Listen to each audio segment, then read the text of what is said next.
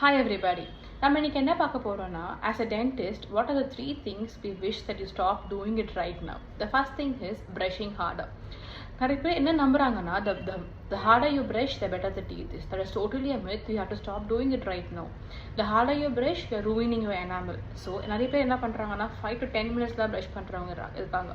So stop doing it right now. 2 minutes is more than enough with a proper brushing technique.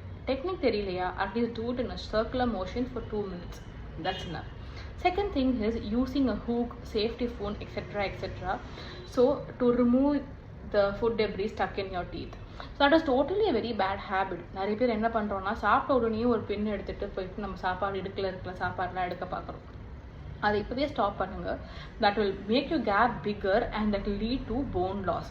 That is இன்னும் நம்மளோட பல்லு weaker ஆகிட்டே வரும்.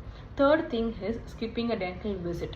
So ஒரு பல்லு வலி வருதா இல்லை எதனா ஒரு சிம்டம் இருக்கா பல்லில், உடனே போய் ஒரு டென்டிஸ்ட்டை பார்த்துட்டு கரெக்டான ட்ரீட்மெண்ட் எடுங்க. நீங்களா போய் மெடிக்கல் ஷாப்பில் போயிட்டு மாத்திரை வாங்கி போடுறது it's really a very big no. So stop doing all these 3 things right now. Thank you. Bye.